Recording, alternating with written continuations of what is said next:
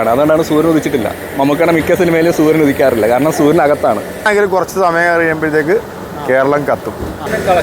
ബഹുമണിക്കൊക്കെ വൻ കളക്ഷനായിരുന്നു.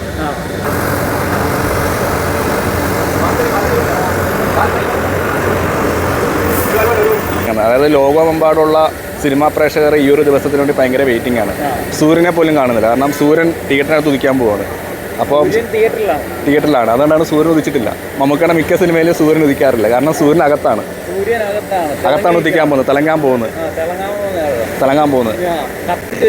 കത്തി ജ്വലിക്കാൻ പോകുന്നത്. പിന്നെ തകർക്കും, കാരണം 2025 പിന്നെ മമ്മൂക്കയുടെ സിനിമയുടെ ഒരു ബഹളം തന്നെയാണ്. മമ്മൂക്കയാണ് തകർത്ത് മാറിയത്. എനിക്ക് തോന്നുന്നു 2025 ഏറ്റവും കൂടുതൽ പൈസ കൊയ്ത് ഓഫീസറും പിന്നെ ഡൊമിനിക്കുമാണ്.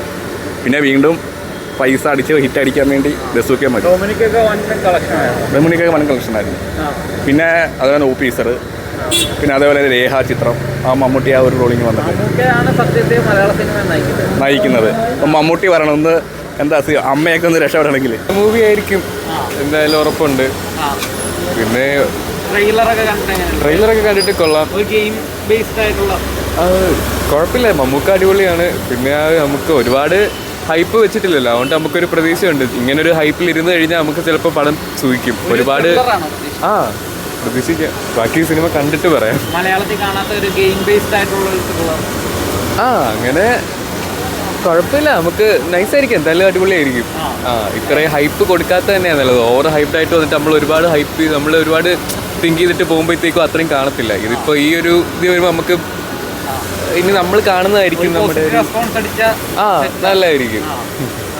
ബാക്കി സിനിമ കണ്ടിട്ട് നമുക്ക് അതെ.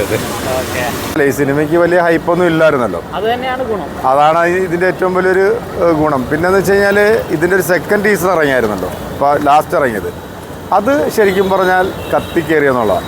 പിന്നെ പോരാത്തതിന് മമ്മൂക്കയല്ലേ, മമ്മൂക്കാകുമ്പോഴത്തേക്ക് നമുക്കൊരു വിശ്വാസമുണ്ട്. ഇപ്പം 2000 തൊട്ട് ഇങ്ങോട്ട് നോക്കുകയാണെന്നുണ്ടെങ്കിൽ എല്ലാ സിനിമകളും പുള്ളിയുടെ വ്യത്യസ്തമായിട്ടുള്ള സിനിമകളെല്ലാം പ്രേക്ഷകർ ഏറ്റെടുത്തിട്ടുള്ള സിനിമയാണ്. അപ്പോൾ മലയാളത്തിലൊരു വെറൈറ്റി ആയിട്ടുള്ളൊരു സിനിമയാണ്. അതുപോലെ ഒരു പുതിയൊരു സംവിധായകനെ കൂടി നമുക്ക് തരികയാണ്. എന്താണെങ്കിലും കുറച്ച് സമയം കഴിയുമ്പോഴത്തേക്ക് കേരളം കത്തും, ഉറപ്പാ. കാട്ടുതീയാവും, കാട്ടുതീ. ഇതുവരെ കാണാത്ത ഒരു പ്രമേയമാണെന്ന് തോന്നുന്നത് ആണ്. പിന്നെ പുള്ളിയുടെ ഗെറ്റപ്പ് ഒക്കെ ഉണ്ടല്ലോ, ലുക്കൊക്കെ കണ്ടല്ലോ. കേരളം ഇനിയിപ്പോ ഇന്ത്യയുടെ സ്റ്റൈൽ മന്നെന്ന് നമ്മൾ പറയേണ്ടി വരും നമുക്ക്. അതെ 74ാമത്തെ വയസ്സിൽ ഇങ്ങനെയൊക്കെ നിൽക്കുകയാണെന്നുണ്ടെങ്കിൽ പിന്നെ നമ്മളൊക്കെ പിന്നെ എന്ത് പറയാനാ. ആ രണ്ടാമത്തെ ലുക്കായിരിക്കും കുറച്ചും കൂടെ. അത് കത്തുമെന്നാണ് പറയുന്നത്, കത്തും എന്നാണ് പ്രതീക്ഷിക്കുന്നത്. കത്തട്ടെ. പടം പൊളിച്ചെടുക്കുന്ന മലയാള സിനിമയുടെ ചരിത്രത്തിൽ ഒരു വ്യത്യസ്തമായ ഒരു ചിത്രം കൂടിയാണ് ഈ ബസ്.